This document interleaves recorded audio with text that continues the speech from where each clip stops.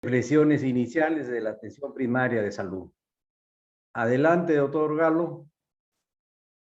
Si tiene su transparencia, lo puede presentar. No sé si el doctor Ocampo está ahí. Buenas tardes, doctor Para Bravo. Buenas tardes, doctor Ocampo. Es un gusto participar de esta exposición. Voy a presentar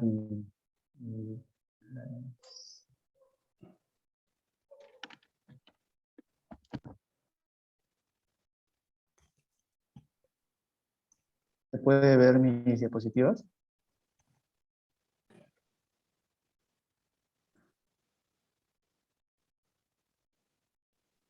No, doctor.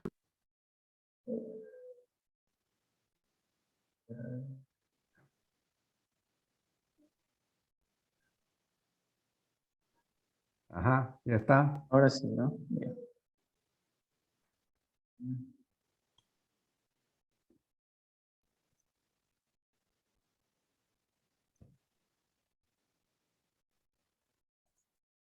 Bien. Buenas tardes con todos. Soy el doctor Galo Martínez Zabaleta, médico psiquiatra del Hospital Hermilio Valdizán, coordinador del sector varones de hospitalización. Y agradezco la presentación del doctor Bravo, que ha sido mi maestro desde pregrado en San Marcos. Y también, pues, al final hemos tenido el gusto de trabajar, compartir juntos en el mismo Hospital Hermilio Valdizán. Vamos a hablar en esta oportunidad de la pandemia del COVID-19 y la salud mental, con algunas reflexiones desde la atención primaria en salud.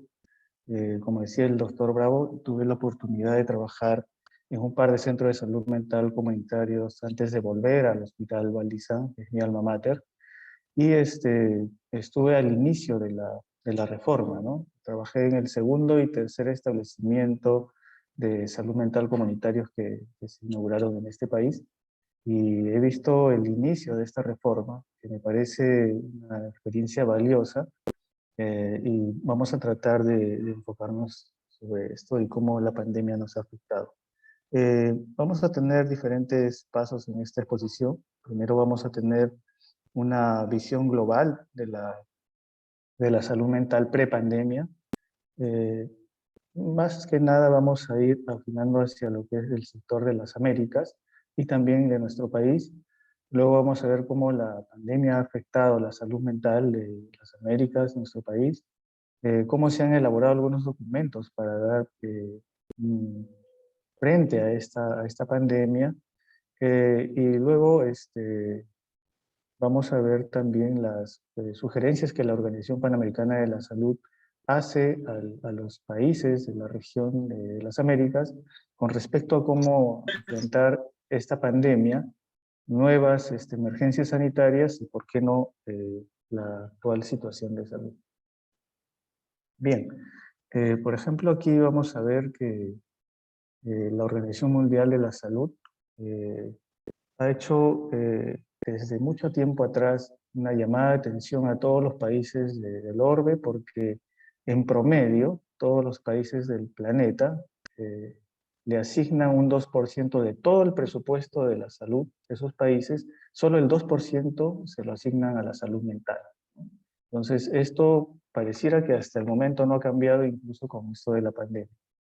La Organización Mundial de la Salud hizo una encuesta entre junio y agosto del 2020, estamos hablando después de la primera ola, básicamente, en 130 países de las 6 regiones de toda la Organización Mundial de la Salud, y nos informan lo siguiente, ¿no? Más del 60% de todos los países del mundo habían interrumpido sus atenciones de salud mental, y estas habían logrado hasta un 72% de cierre para las personas que están en los extremos de la vida, en este caso los niños y adolescentes, y para los adultos mayores en un 70%. Es alta la interrupción de las atenciones. También evaluó que el 67% de estos países del mundo habían presentado interrupciones en cuanto a su psicoterapia y asesoramientos. En el caso especial de la dependencia a los opioides, se interrumpió el tratamiento de 45% de estos pacientes. Pareciera raro, pero es una realidad de que también se llegó a interrumpir las atenciones por urgencia de salud mental, ¿no? Incluido a las convulsiones prolongadas, síndrome de abstinencia graves y el delirio. Pero miren este punto, más del tercio de los países había interrumpido incluso las atenciones de emergencia dedicadas a salud mental. Y también muchos de los pacientes, el 30% de los países, perdieron también acceso a los medicamentos para tratar sus afecciones de la salud mental. Este es el panorama luego de la primera ola. Había una gran interrupción en cuanto a las atenciones en salud mental. Ante estas interrupciones bruscas de la atención en salud mental, los países realizaron algunas estrategias para adaptarse a esto y un poco compensar estas interrupciones. Y muchos países, en este caso el 70%, reportó a la telemedicina y la teleterapia como una alternativa. Pero esto también varió. Por ejemplo, en países de bajos ingresos, solo se pudieron dar estas atenciones de telemedicina, teleterapia en el 50%, mientras que en los países de altos ingresos estas llegaban al 80%. Se encuentran siempre desigualdades. También se informó que el 89% de estos países, de los países del mundo, el 89% había incluido dentro de sus afrontamientos como respuesta al COVID-19, habían incluido las atenciones de salud mental, ¿no? Pero solamente en el papel, porque de todas estas, el 17% solo habían asignado puesto adicional para a cabo afronte del COVID-19 con respecto a la salud mental. Y bueno, si nosotros hacemos una evaluación de la economía de la salud mental pre-pandemia, estos datos sí son importantes y quiero que los vayan recordando. Se tenía antes de la pandemia que cada año se perdía casi $1 billón por producción económica solo por tener pacientes o personas que sufren de depresión y ansiedad, ¿no? El hecho solo de que los países no controlen estos cuadros de depresión y ansiedad hacía perder $1 billón en la producción económica mundial. Y también se hicieron estudios donde se veía que cada dólar gastado para atender a estos pacientes con depresión y ansiedad generaban $5. O sea, si se trataba a un paciente con depresión y ansiedad, se tenía un rédito de $4 más. Bajo este punto de vista, es rentable la atención en salud mental. Como se han estudiado estos dos cuadros, casi siempre vamos a tener datos sobre ansiedad y depresión porque de todos modos el mundo se mueve a nivel de la economía y con estos datos se podrían manejar mejor la visión económica de la salud mental. Entonces vamos a recordar siempre que la depresión y la ansiedad van a estar siendo evaluados por esta situación de dejar de perder plata y también de producir. Bien. Vamos a ver los datos que la Organización Panamericana de la Salud nos da respecto a la salud mental y el COVID en el mundo, ¿no? Para tener una situación exacta de cómo estábamos en el momento en plena pandemia, para septiembre del 2021 se tenía que en las Américas vamos a considerar Norteamérica, Centroamérica, el Caribe y Sudamérica, ¿no? Eso es las Américas para la Organización Mundial de la Salud. En las Américas se presentaba para septiembre del 2021 el 39% de todos los casos de COVID, un poco más del tercio de los casos del mundo, y el 46% de las muertes de todo el planeta, ¿no? Entonces, vale la pena mirar hacia las Américas porque en el caso del COVID hemos tenido una afectación muy grande. Bien, pero la OPS nos muestra datos antes de la pandemia que también tienen que ser recordados por ustedes, ¿no? A nivel mundial, 1 de cada 4 personas antes de la pandemia experimentaba una condición de salud mental en su vida. Si ustedes miran a sus costados y dicen a 4 personas, al menos uno de ustedes va a experimentar una condición de salud mental en su vida. Definitivamente esto va a cambiar después del impacto de la pandemia por los datos que vamos a revisar más adelante. También se tenían que más de 3 millones de personas morirían como resultado del consumo del alcohol. 3 millones por el consumir alcohol. Y casi 1 millón moriría por suicidio. Si juntamos solo esto del consumo de alcohol en exceso y las personas que se han suicidado, tendríamos 4 millones de muertes por año con solo estas dos condiciones. Esto estamos hablando de la época prepandemia. Casi siempre van a agrupar para fines de estudios estadísticos los trastornos mentales, los trastornos neurológicos y los que son por abuso de sustancias, ¿no? Siempre van a ponerlos en un paquete. Y estas tres condiciones básicamente iban a representar el 12% de todos los años de vida ajustados por discapacidad, ¿no? Ahora, estos años de vida ajustados por discapacidad son una medida de carga de enfermedad global. Al final nos quieren decir que son años de vida sana que se han perdido, que se han dejado de vivir, ¿no? Entonces, de todas las enfermedades del mundo, las personas que sufren trastornos mentales neurológicos y por uso de sustancia van a representar el 12% de todos los años perdidos por discapacidad.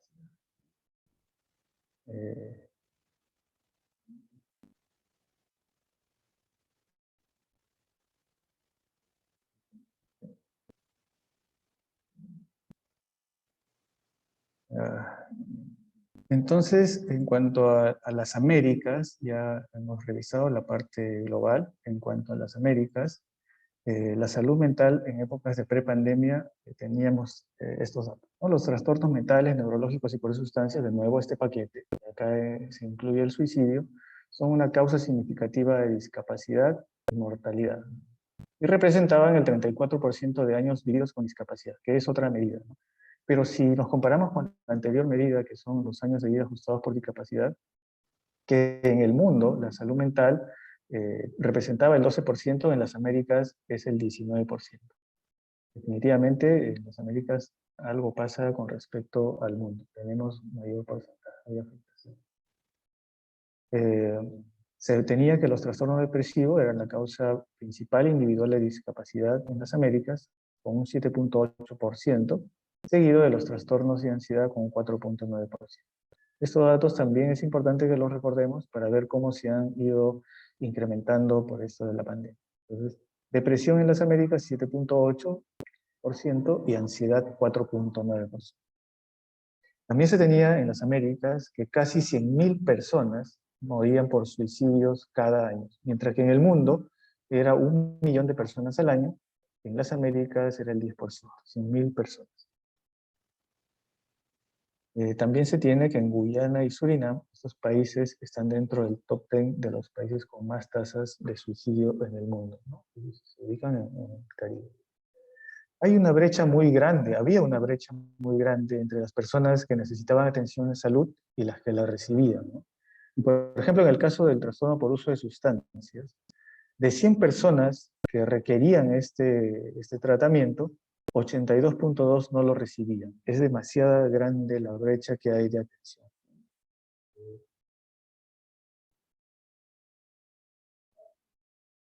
¿Se acuerdan que hablábamos que el gasto en salud mental era el 2% de todo el gasto en salud a nivel global mundial?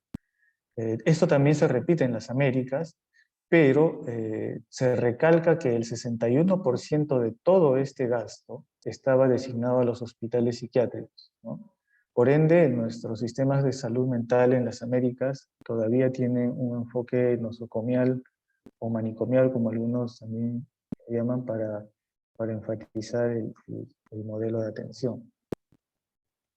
En cuanto a los recursos humanos en las Américas, de 100.000 habitantes, para 100.000 habitantes estaban asignados 10.3 trabajadores de salud mental.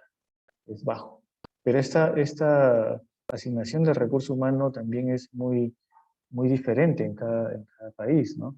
Mientras que los países con altos ingresos llegan a tener 50 personas o trabajadores de salud mental por cada 100.000 habitantes, en los países de bajos ingresos estos llegan hasta -1, ¿no? Hay una gran diferencia en cuanto a la distribución del personal de salud mental en las Américas. También se hace evidente que en las Américas se tiene el más alto porcentaje de estancias prolongadas en hospitalización. Llegamos a tener el 20% de todas las estancias prolongadas del mundo. Y que en el caso de las Américas hay lugares donde estas estancias son demasiado largas, ¿no? Que se superan los 5 años. Hay algunos pacientes quizás que ameriten, pero definitivamente no es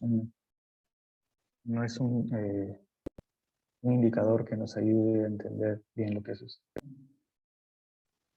Para la siguiente década se estima que la población adulta mayor en las Américas representará el 18% de toda la población, y para el 2050 los adultos mayores significarán la cuarta parte de todas las personas, ¿no?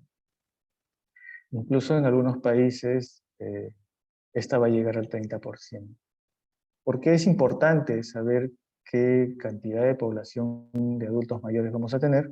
Porque este otro dato, que también viene a continuación, es casi una situación invariable, ¿no? 1 de cada 5 adultos mayores va a sufrir un trastorno mental o neurológico.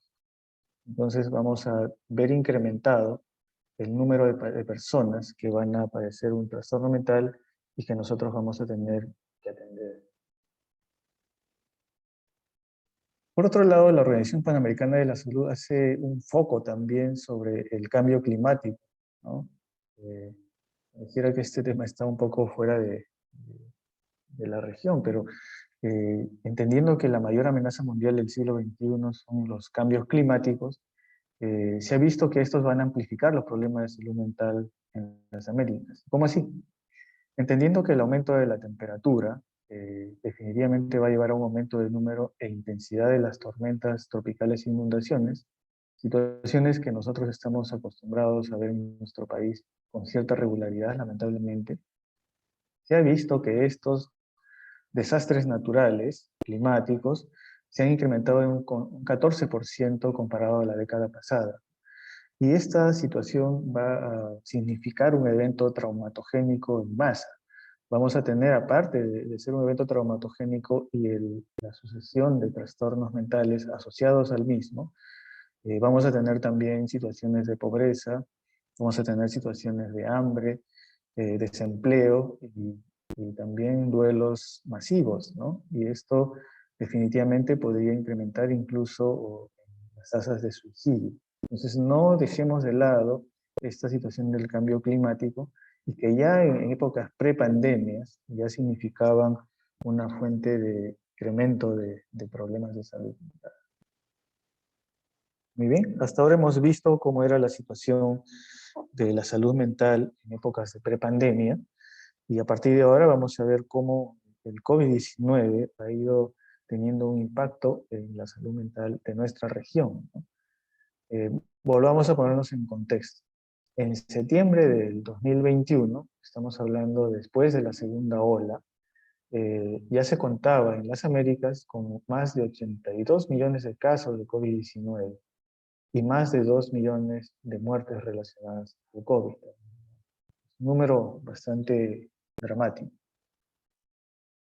También no debemos dejar de fijarnos de estas dos siguientes situaciones que podrían estar muy solapadas o muy poco evaluadas, que es el incremento del desempleo por el COVID, el aumento también de la pobreza y de la inseguridad alimentaria.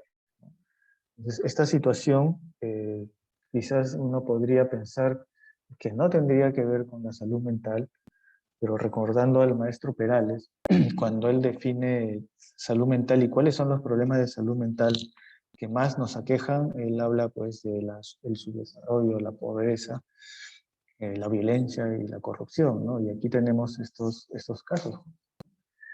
En cuanto a los casos de violencia intrafamiliar, estos se multiplicaron por 20 en las Américas en la época de la pandemia. Estamos hablando aquí de después de la segunda ola, ¿no? Y esta violencia intrafamiliar básicamente se incrementó a nivel del maltrato infantil y de la violencia de género a las mujeres. Miren esto, 20 veces, ¿no? Esto de las cuarentenas y del encierro involuntario definitivamente trajo muchas consecuencias. Entonces, necesitamos ver que estas situaciones se dan, porque esto, si bien es cierto, a nivel de un hospital puede que no sean evidentes, quizás a nivel comunitario son más evidenciables y palpables, ¿no? No nos olvidemos de ver esta situación. Entonces, vamos a revisar algunas estadísticas por diversos países de la región para poder entender más o menos cómo vamos, ¿no? En Estados Unidos, por ejemplo, en época prepandemia, los cuadros de ansiedad alcanzaban el 8.1% y los de depresión un 6.5%. Estamos hablando del año 2019, ¿no? Mientras que para el mismo país, a finales del 2020, casi en la segunda ola, por allá arrancó antes, las tasas de ansiedad alcanzaron el 37%. Miren, de lo que iba a un 8.1 llegaron a 37%, y la depresión de 6.5 subió a un 30%. Prácticamente estos dos cuadros se han quintuplicado en la época de la pandemia. En Canadá, los trastornos de ansiedad se cuadruplicaron, mientras que los de depresión se duplicaron.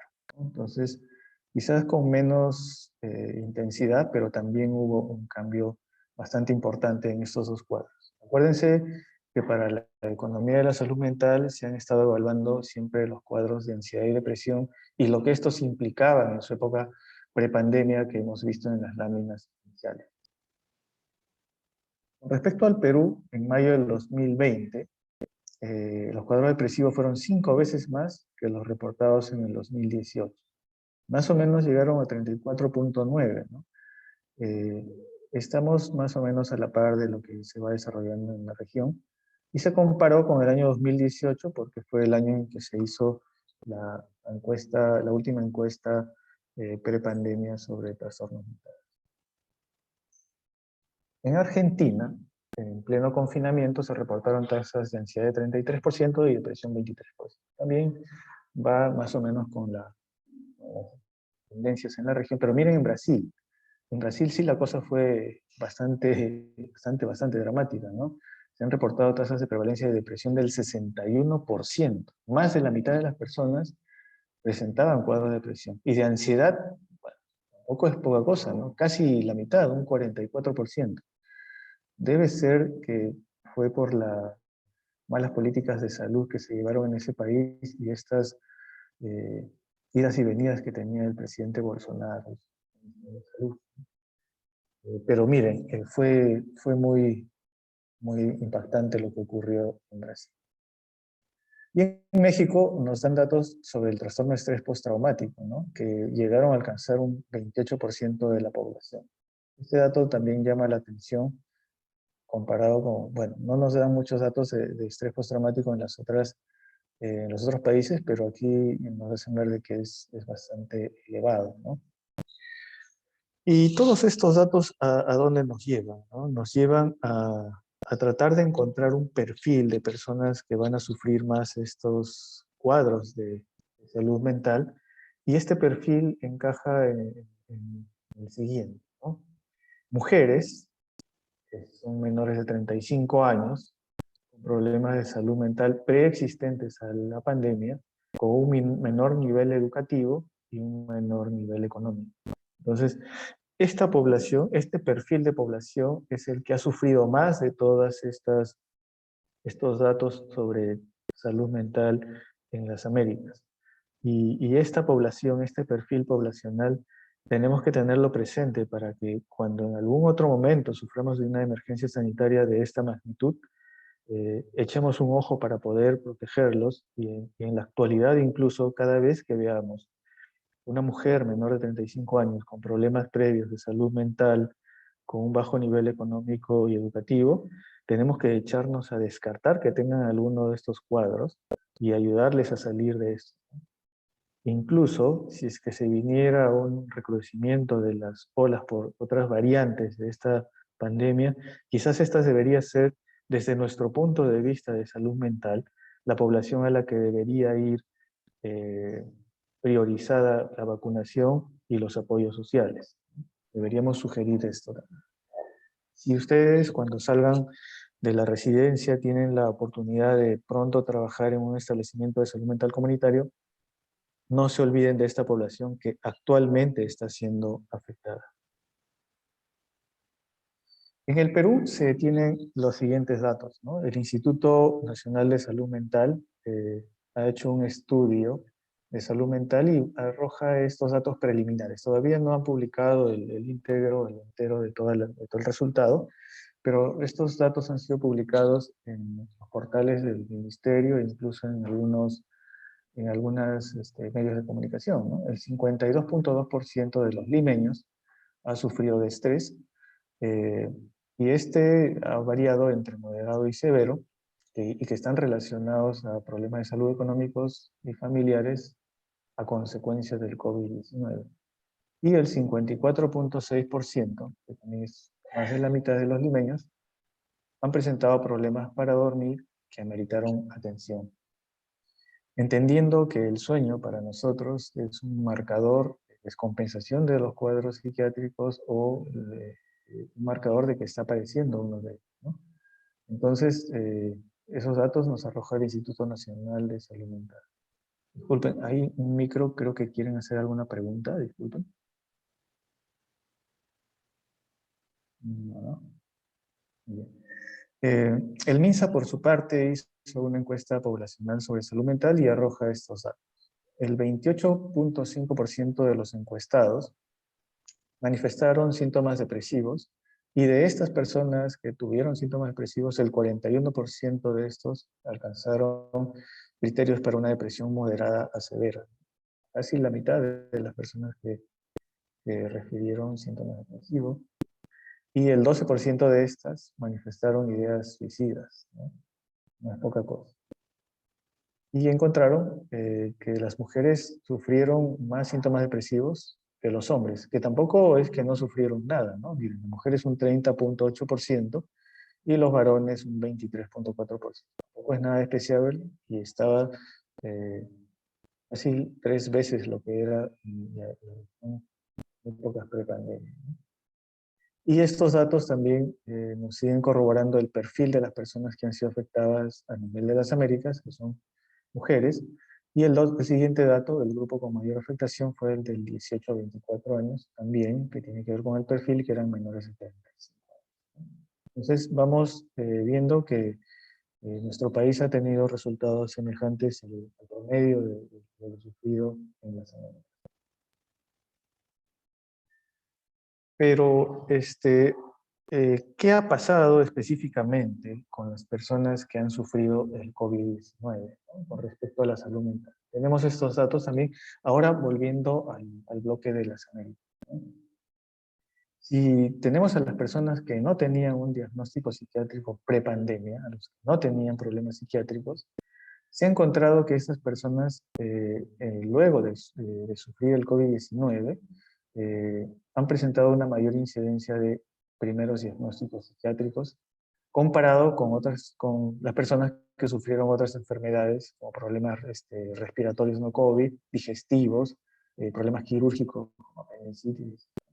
Las personas que sufrieron COVID-19 tuvieron una mayor preponderancia en poder sufrir algún diagnóstico psiquiátrico de novo, porque previamente a la pandemia no lo habían sufrido.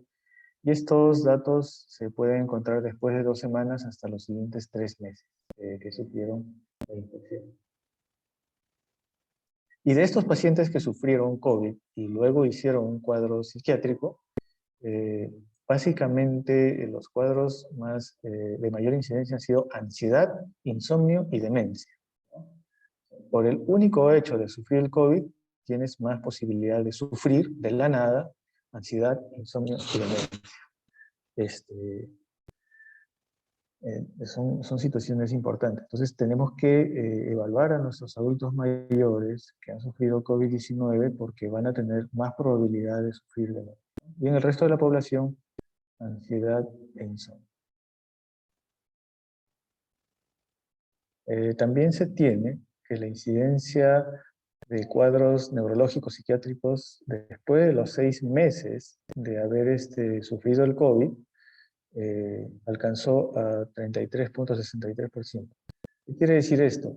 Que un tercio de las personas que sufrieron el COVID-19, un tercio, va a presentar luego de 6 meses de esta infección un problema neurológico o psiquiátrico, ¿no? Es bastante, 1 de 3. De estas personas, de este tercio de población que sufrió el COVID que hace un problema psiquiátrico, el 12.84 van a recibir su primer diagnóstico. Quiere decir que más o menos el 88, 87 punto algo por ciento van a recrudecer en su cuadro, se les va a añadir otro cuadro psiquiátrico al que ya previamente tenían. Un dato también muy importante. Y si estas personas sufrieron de un COVID-19 severo, vale decir, fueron hospitalizados en unidades de alto flujo o unidades de cuidados intensivos, el riesgo de sufrir los cuadros psiquiátricos fue mucho mayor. Entonces el COVID-19 definitivamente ha trastocado los datos que se tenían prepandemia, ¿no? Esperemos que el cuadro de las olas de COVID-19 se estabilice para tener una nueva realidad que definitivamente se hace muy dramático y algo desalentador. Ahora vamos a ver en las personas con ya salud mental, con problemas de salud mental, que sufrieron el COVID-19, ¿no? Entonces, cuando ya estas personas, previa a la pandemia, habían sufrido un cuadro psiquiátrico, se dieron puntajes más altos en las escalas de evaluación para problemas psicológicos generales, pero nos debe llamar la atención que también para el estrés postraumático y la depresión. Entonces, para nuestros pacientes que los veíamos crónicamente ya prepandemia, aparte de su cuadro psiquiátrico, cualquiera que fuese, estamos obligados a evaluar también que haya una comorbilidad con el trastorno de estrés postraumático y o depresión. Necesitamos evaluar eso nuestros pacientes ahora que seguimos haciendo sus atenciones. Este otro dato también es importante, ¿no? En personas con diagnóstico reciente de trastornos mentales, estamos hablando de que previo a la pandemia, 6 meses antes habían sido diagnosticados recién con una condición de salud mental, estas tenían un mayor riesgo de sufrir infección por COVID-19. Y también que el COVID-19 tenga unos resultados adversos, que se compliquen o hasta mueran. Me parece importante este dato porque nosotros comparando con los pacientes que previamente habíamos estado viendo en el hospital y que sufrieron incluso infección COVID, ya teniendo su diagnóstico, teniendo un cuadro crónico y o estando hospitalizados incluso, los cuadros de COVID no fueron tan severos ni tan complicados. No hemos tenido muertes en pacientes que hayan sufrido trastorno un trastorno crónico y que hayan sufrido el COVID, no hemos tenido muertes y los cuadros que se han presentado no han sido muy severos, ¿no? En la mayoría de nuestros pacientes hospitalizados, por ejemplo. Nosotros en el hospital no hemos parado las hospitalizaciones ni la emergencia y hemos visto también un par de olas de casos dentro del hospital, ¿no? Entonces es importante este dato, que si un paciente ha tenido un reciente diagnóstico previo a la pandemia, la probabilidad de sufrir el COVID es mayor y también que este sea severo, ¿no? Un dato bastante importante. Pero, ¿qué pasa con las personas que trabajan en la primera línea o el personal de salud que ha estado atendiendo en plena pandemia, ¿no? Para mayo del 2021, y estamos hablando ya después de la segunda ola, pues después de la segunda ola, 1.8 millones de trabajadores de la salud habían sido infectados por COVID-19 y 9.000 habrían muerto a causa del virus, ¿no? Hemos sufrido muchas bajas incluso en el hospital de personal de salud y definitivamente esta es una realidad que nos ha afectado, ¿no? En Estados Unidos, por ejemplo, se ha reportado que el 53% de los trabajadores de salud presentaban síntomas de alguna condición mental 2 semanas previas al momento de haberles hecho la encuesta, ¿no? Y a la cabeza estaban, estas personas habían sufrido el trastorno de estrés postraumático, un 36,8%. Estamos hablando de solo personal de salud mental. Depresión, un 32%, ansiedad, un 30,3%.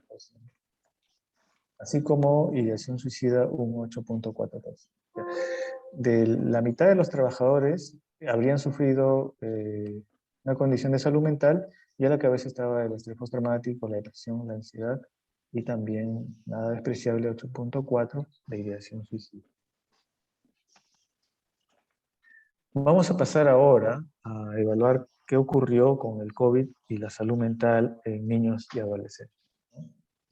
Entendemos pues que los niños sufrieron 2 traumas bruscos dentro de esta pandemia, ¿no? Primero el cierre de los colegios y después el reintegro al colegio en algunos países, y que este fue más o menos brusco, ¿no?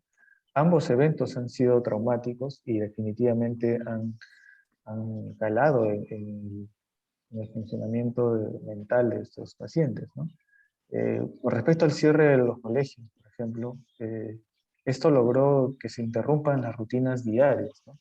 Y entendemos nosotros pues que los adolescentes requieren rutinas porque se encuentran en una situación de, de transición a otra etapa de vida, y además pues están sufriendo lo que es la poda neuronal y necesitan rutinas diarias para poder mantener una estabilidad emocional y mental, ¿no?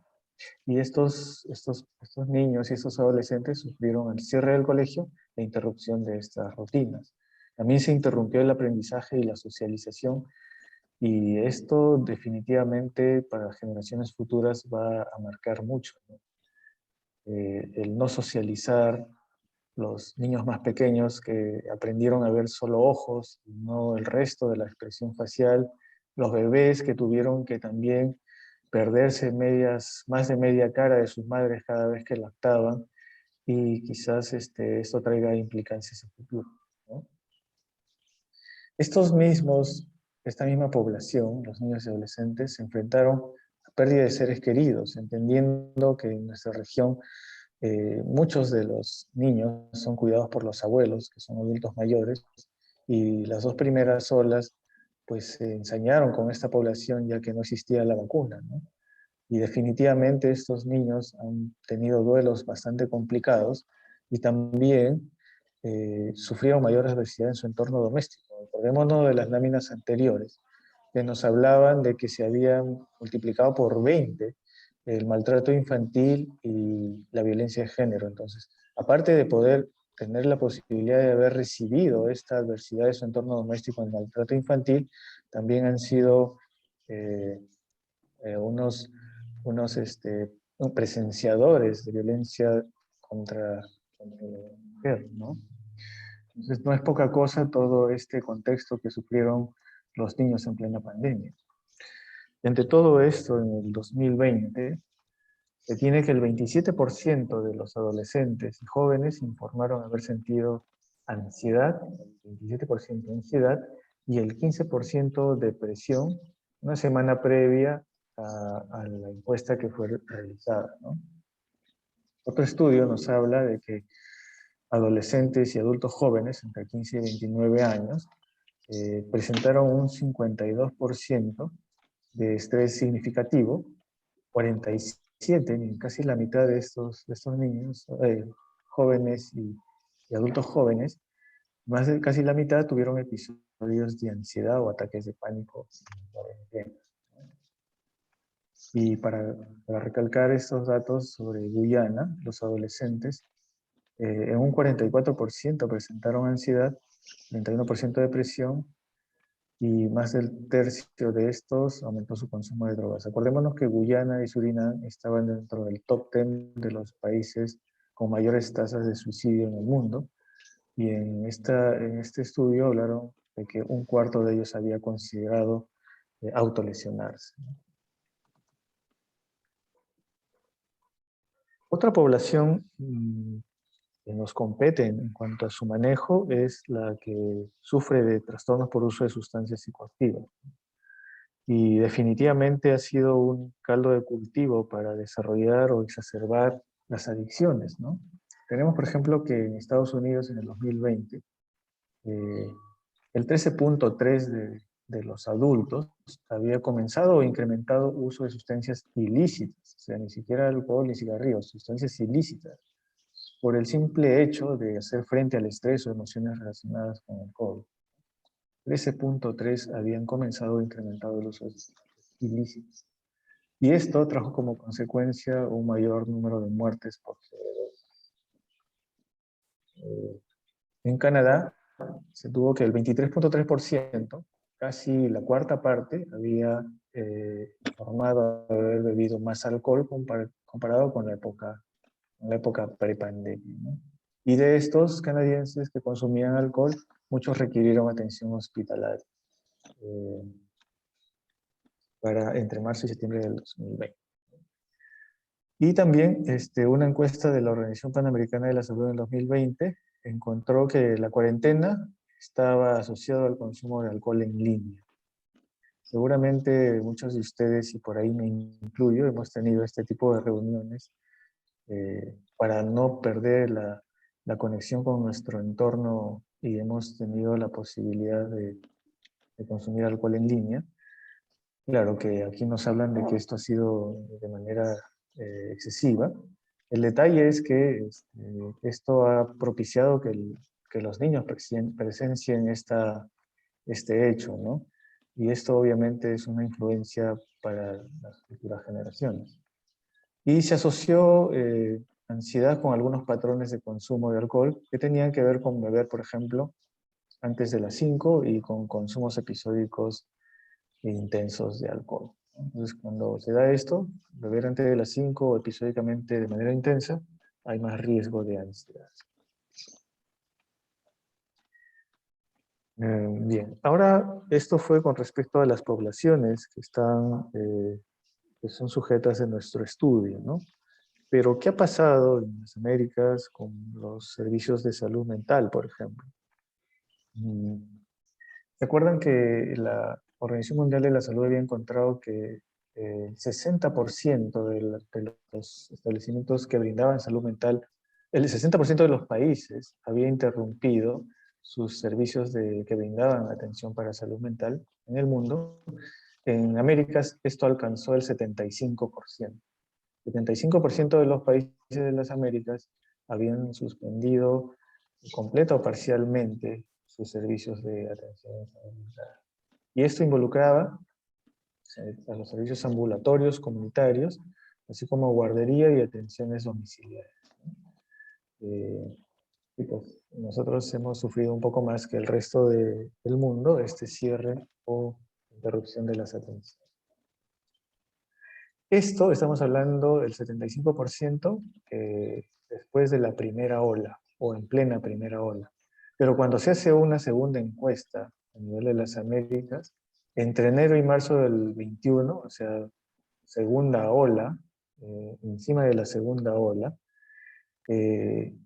estas interrupciones se pensaba que habrían disminuido demasiado, pero de 75 solo bajaron a 60%. O sea, el 60% de los países aún continuaba con sus servicios de salud mental interrumpidos, ¿no? Ya después de un año y después de haber pasado la segunda ola. Todavía existían interrupciones en las atenciones. Muy bien, ahora vamos a ver que en junio del 2020, en el Perú, aún bajo el comando del ministro Zamora, se emite un plan de salud mental en el contexto del COVID-19 para el periodo 2020-2021, ¿no? Básicamente este plan es un descrito de muchas buenas voluntades, porque al final, ahora que lo revisemos, muy poco se ha llevado a la práctica, ¿no? Y este plan de salud mental en el contexto del COVID fue casi después de la primera ola, casi terminando la primera ola, nos hace ver que se planeaban poner en ejecución dos estrategias, ¿no? La primera era la promoción y prevención en salud mental en el nivel personal, familiar y comunitario. Básicamente, que tenía que incentivarse a que la familia, el núcleo familiar, desarrollara estas cualidades, y se requería una articulación intergubernamental e intersectorial. Y básicamente era desarrollo de estrategias de comunicación social en medios masivos, ¿no? Y algunas otras actividades que veremos más adelante. Y la segunda estrategia era el fortalecimiento, expansión y articulación de los servicios de salud mental comunitaria, unidades de hospitalización y unidades funcionales de acompañamiento psicosocial de hospitales generales y otros servicios de salud. Entonces, se tenía por un lado promover y prevenir problemas de salud mental teniendo una acción sobre la familia, sobre el nivel comunitario, y el otro era ya el manejo y atención de las patologías ya establecidas. Para, para elaborar este plan se tuvieron los siguientes enfoques.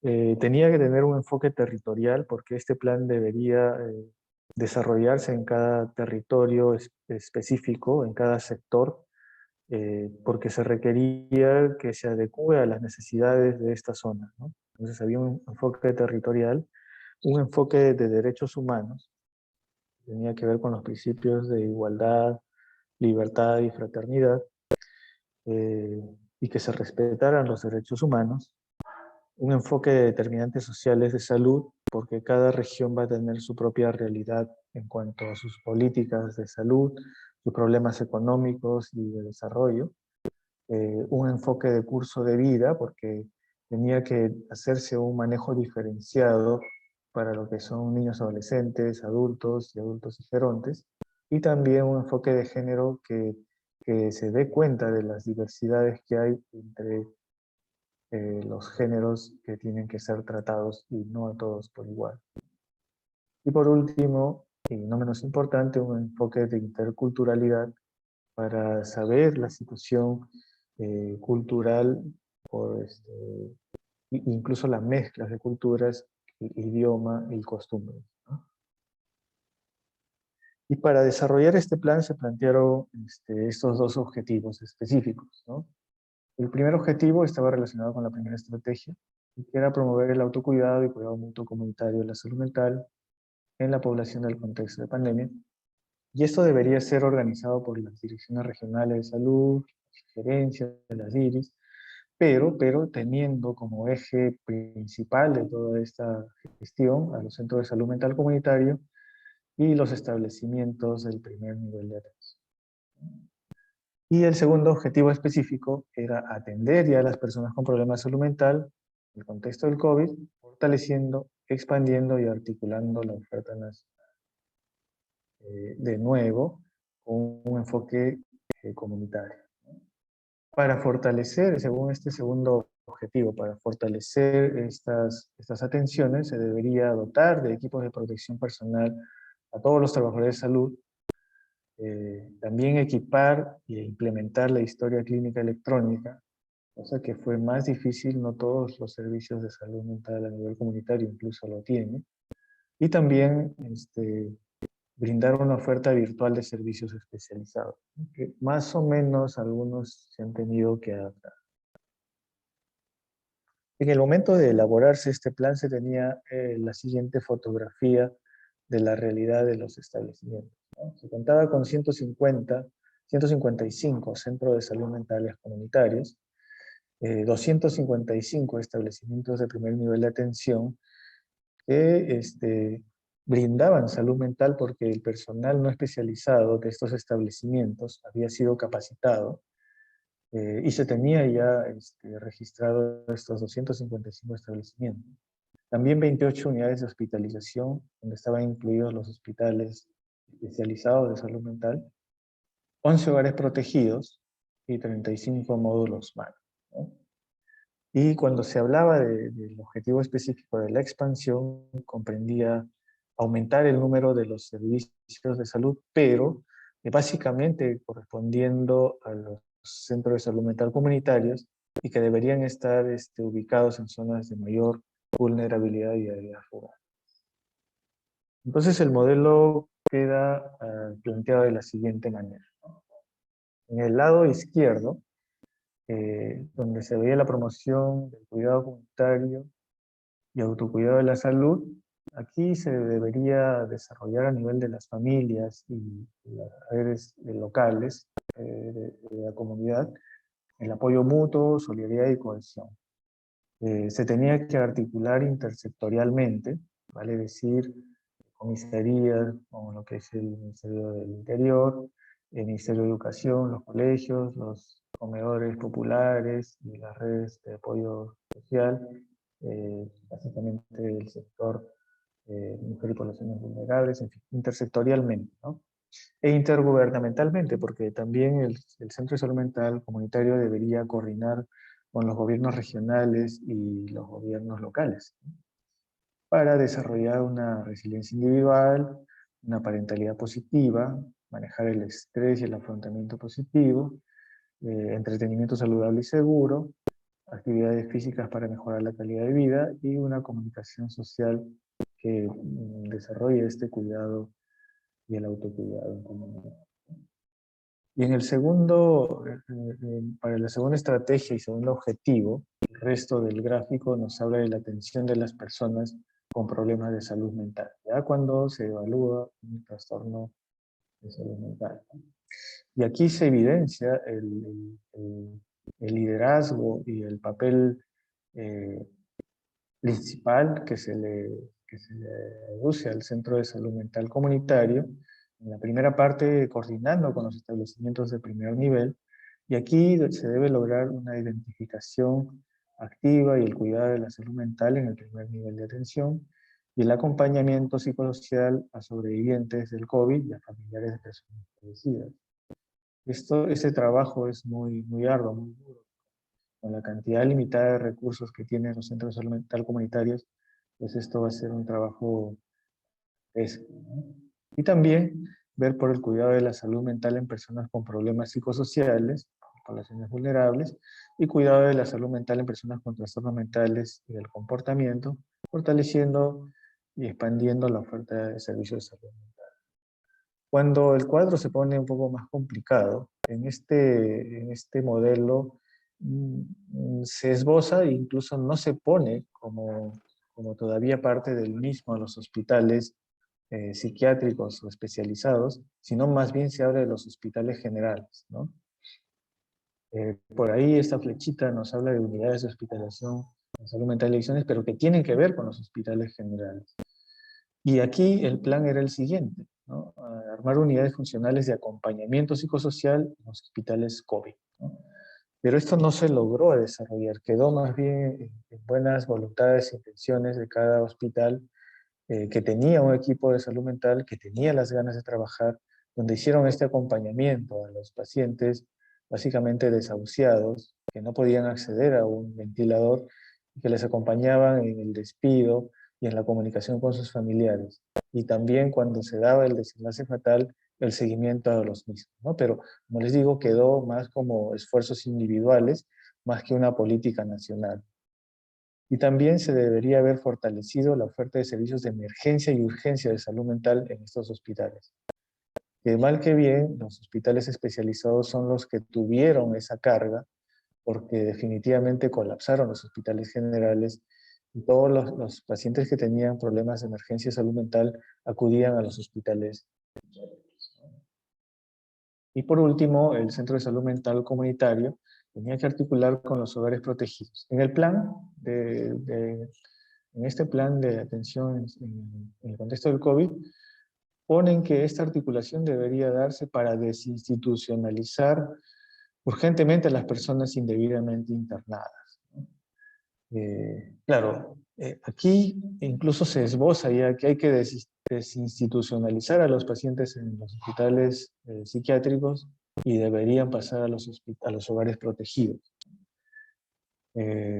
Pero yo creo que debería darse más bien para los casos de abandono social, porque hay muchos pacientes psiquiátricos crónicos que han sido abandonados por su familia, y también para los que tienen un mandato judicial, ¿no? Entonces, me parece que por ahí va dirigido, pero aquí se esboza más bien la posibilidad de ir eliminando los hospitales psiquiátricos. Eh, Me parece que no es el momento y quizás no sea la única posibilidad el cierre y desaparición, sino una transformación de estos hospitales para ciertas poblaciones que van a tener que requerir este tipo de atención, ¿no? Y no se pone como un objetivo específico, pero también se esboza que deberíamos preocuparnos por el personal de salud, ¿no? Entonces, este plan como que da algunas buenas intenciones en el contexto de la reforma de la salud mental, que está basado en la Declaración de Caracas de 1990, en la que básicamente se pide que los países de América emprendan esta reforma de la salud mental, y la base era desaparecer los hospitales psiquiátricos a expensas de implementar una red de salud comunitaria en salud mental. Muy bien, entonces eso fue lo que se propuso en la época de la pandemia a nivel del Ministerio de Salud.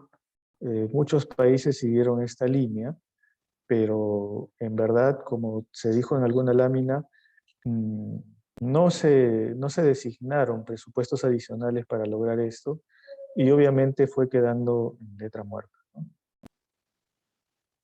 Ante toda esta situación, tanto los datos estadísticos, la situación prepandemia comparado con el impacto del COVID, la Organización Panamericana de la Salud nos propone los siguientes lineamientos, y casi es un instar a los países, a los gobiernos de América, aprovechando esta nueva coyuntura, ¿no? Entonces nos dice que los países de las Américas debemos tomar medidas inmediatas para fortalecer nuestros sistemas y servicios de salud mental. Que los gobiernos deben de ver a la pandemia no como un problema en sí, sino más bien como una oportunidad para reforzar nuestros sistemas de salud mental para futuras emergencias sanitarias, y, ¿por qué no?, para esta nueva realidad, porque definitivamente todo ha cambiado. Nada va a volver a ser lo mismo, ¿no? Y que todas las personas deben tener un acceso equitativo e ininterrumpido de la red de salud mental y apoyo psicosocial. Y adelante, cuando veamos MHPSS, es la red de salud mental y apoyo psicosocial. Entonces, todos debemos tener un acceso equitativo e ininterrumpido a esto. También se prevé que los trabajadores, al entender que tenemos una escasa oferta de personal de salud mental capacitado, se prevé que los trabajadores de salud no especializados en salud mental a nivel primario tienen que desempeñar un papel importante en esta red de salud mental y apoyo psicosocial en la comunidad, ¿no? Pero ¿cómo hacer esto, no? Sugieren, y le van a dar un hincapié bastante importante a estos documentos, ¿no? A los manuales del MHGAP, que seguramente algunos de ustedes ya los han visto, y al MHGAP HIG, ¿no? Eh, que deben guiar la detección, manejo y seguimiento de estos trastornos mentales, depresión, psicosis, autolesión y suicidio, ¿no? En realidad yo les sugiero que revisen estos documentos, porque son documentos que están actualizados, muy prácticos y definitivamente de mucha ayuda, que obviamente no les digo que ustedes revisen para que ustedes trabajen con eso, porque ustedes son personal muy capacitado, sino para que aprendan y puedan capacitar a las personas que trabajan en el primer nivel, que no son especialistas, ¿no? Entonces, es una guía muy fácil e importante, actualizada, de cómo manejar los trastornos que deben verse en el primer nivel, ¿no? Entendiendo que los centros de salud mental comunitarios y nosotros básicamente debemos estar designados a atender trastornos mentales severos, ¿no? Entonces, el resto de patologías pueden ser vistas también en el primer nivel de atención. El MHGAP-HIG está adaptado a contextos de emergencia humanitaria, y en este manual se incluyen módulos de manejo de estrés agudo, duelo y estrés postraumático. Entonces, la OPS dice que los países deben delinear programas generales de capacitación sobre el MHGAP. A propósito de la nueva ley de la salud mental, ya no hay que soy médico general y no sé manejar este tipo de cuadros. No, según la ley, todos los médicos generales deben saber manejar problemas de salud mental. Pero mi curso fue muy breve, no me enseñaron, no fui de las clases, nada. Estamos obligados, todos los médicos, por ley, por esa ley de la salud mental, a manejar este tipo de cuadros. Entonces, si no saben, tienen que capacitarse. Y si su única alternativa son estos MHGAP, podría ser, pero si no, deberían hasta tomar cursos para poder capacitarse y no incumplir con una ley. El no atender por no saber a un paciente que tiene un problema de salud mental definitivamente es incumplir una ley y va a tener sus consecuencias, ¿no? Entonces, en ese sentido, la OPC nos insta a capacitar a todo el personal de los MHA. Y, por ejemplo, hablan de que los trabajadores de primera línea y los agentes comunitarios pueden recibir capacitación de cómo dar primeros auxilios psicológicos, ¿no? Por si acaso, también en la página de la OPS y la OMS, tanto en inglés como en castellano, están colgados estos documentos de los MHGAP y también documentos para capacitar con respecto a primeros auxilios psicológicos. Por ahí, revísenlos y bájenlos, ¿no? Estos son los MHGAP. Está actualizado el MHGAP hasta el 2018 y el MHGAP HIG está también hasta el 2019. Entonces son documentos que cada cierto tiempo se van a actualizar. Por otro lado, la pandemia, como nos ha obligado a tener atenciones alternativas a las atenciones presenciales, las redes de apoyo y soporte de salud mental, estas alternativas básicamente han sido de manera virtual, remota, ¿no? Entonces, estas atenciones han sido eficaces para muchas afecciones, yo diría para bastantes afecciones de salud mental, y en algunos países ha propiciado que se promuevan leyes y reglamentos para promoverlo. Acá todavía estamos un poco verdes en eso. Y se ha reportado, por ejemplo, que el 82.8% de los países de América han usado la telemedicina o la teleterapia, ¿no? El 79.3% usó las líneas telefónicas de ayuda y el 58.6% los formatos digitales de intervención psicológica por internet, ¿no? O aplicaciones incluso. Entonces, esta tecnología, si bien es cierto, ha sido una alternativa muy importante para las atenciones en salud mental, tampoco ha sido utilizada de manera uniforme en las Américas, ¿no? Algunos países tienen una pobre infraestructura básica y un marco político que no ayuda, y también las poblaciones carecen de teléfonos, por ejemplo, electricidad y wifi en algunas zonas, ¿no? A la par que hay algunas personas con ciertas deficiencias sensoriales que les impediría utilizar también esta tele. Entonces, los países deben trabajar en mejorar estas infraestructuras y dar un soporte legal para el trabajo de telesalud mental, y debería capacitar a toda su fuerza laboral, ¿no? Para que estas desigualdades sean nulas, de ser posible, ¿no? Y en la OPS nos sugiere que en la época post-pandemia, este tipo de atención virtual se debe mantener. Y quizás, ¿por qué no?, aprovechar algunas nuevas tecnologías y desarrollarlas para seguir trabajando en un futuro, ¿no? De ahora en adelante, las distancias no deben ser un problema, ¿no? No deberían ser un problema para poder acceder a una atención de calidad en salud mental. Y también la OPS ve como una oportunidad especial para catalizar la reforma de la salud mental en nuestro país. Si bien es cierto, el COVID-19 nos ha enlentecido en este camino irreversible de la reforma de la salud mental, porque esto no hay vuelta para atrás, siempre estamos hacia adelante con lo de la reforma de la salud mental, basado en la Declaración de Caracas. Este COVID-19, con estas nuevas alternativas de tratamiento, deberían propiciar un avance mayor en este sentido. Entonces también nos habla de que hay que reconstruir mejores sistemas de servicios de salud mental, y para esta reconstrucción de mejores sistemas de salud mental, se tiene que integrar la salud mental dentro de la cobertura universal de salud de cada país. Entonces, mientras no se añada a esta cobertura universal de salud, vamos a tener muchos problemas. Y para eso hay que ampliar y reasignar fondos de salud mental, fondos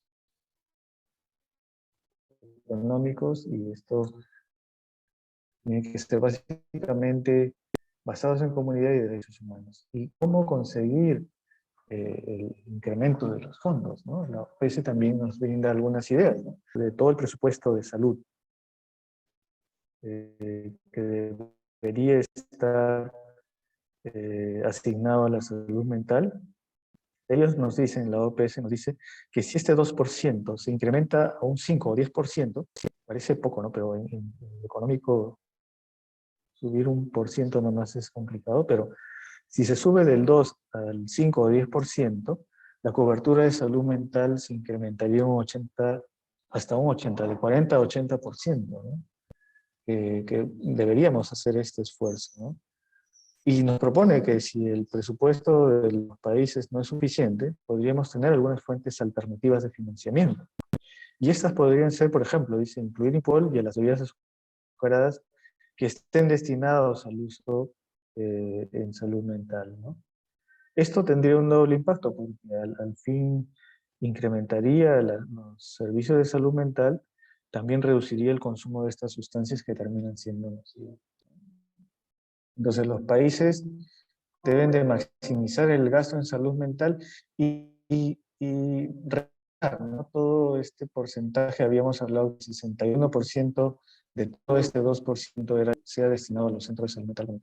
Que se pase el presupuesto de los hospitales, cierto presupuesto, a los centros de salud mental comunitarios. Pareciera que esto se está dando, ¿no? Porque cada vez vemos menos presupuesto en los hospitales, pero ojalá se estén destinando de manera adecuada. Y que los países deben avanzar en la transición de la atención en salud mental hospitalaria hacia la comunidad, o sea, avanzar en esto de la reforma de la salud mental y básicamente reduciendo el número de camas de larga estancia hospitalaria, y esto va a requerir una planificación sostenida, un incremento de los recursos y, con mucha más razón, una voluntad política que hasta ahora viene siendo muy, muy débil. Bien, esto era lo que quería mostrarles el día de hoy. Eh, eh, no sé si tienen alguna pregunta. Eh,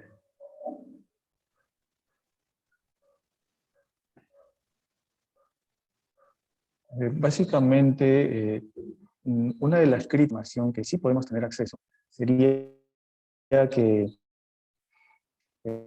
eh, no se ha tocado, por ejemplo, el tema de algunas poblaciones que sí las tenemos que ver a nivel comunitario, porque ahí es donde se evidencia, por ejemplo, de las minorías raciales. No se ha evaluado, no se tiene en nuestro Perú, tanto a nivel de la selva como de la sierra, poblaciones no contactadas, por ejemplo, no se sabe mucho de esto. Por ejemplo, tampoco se habla de la población de los migrantes, ¿no?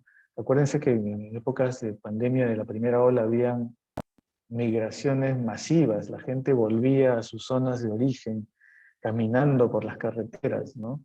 No se tienen muchos datos de ellos, si los desplazamientos han sido definitivos o no. Tampoco tenemos datos de las poblaciones que han venido de otros países acá o de nuestros peruanos que viven en otros lados, ¿no? Entonces, tenemos que fijarnos un poco en estas poblaciones que no son evidentes, no son los escondidos, los no vistos, ¿no? Entonces, amerita también que tengamos este tipo de visión. Muy bien, quería traerles esta visión que, como ya nos está obligando casi la Organización Panamericana de la Salud en este curso, y que definitivamente es de un enfoque comunitario.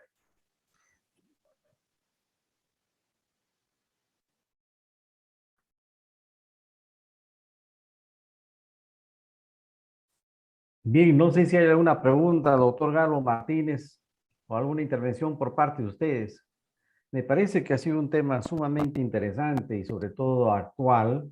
El doctor ha partido a nivel internacional a raíz de la época antes del COVID, después del COVID, en todos los países a nivel mundial y después ha ido a América Latina, donde realmente la OPS tiene mucho que decir porque realmente es el ente que organiza a todos los países desde el nivel sanitario. Y el otro dato interesante, los estudios que se están haciendo o se han hecho en nuestro país, que en parte han sido publicitados, y esa es la realidad. Es decir, muy bien se ha mencionado que nuestra realidad ha cambiado y los planes de tratamiento, las actividades que se tienen que realizar necesariamente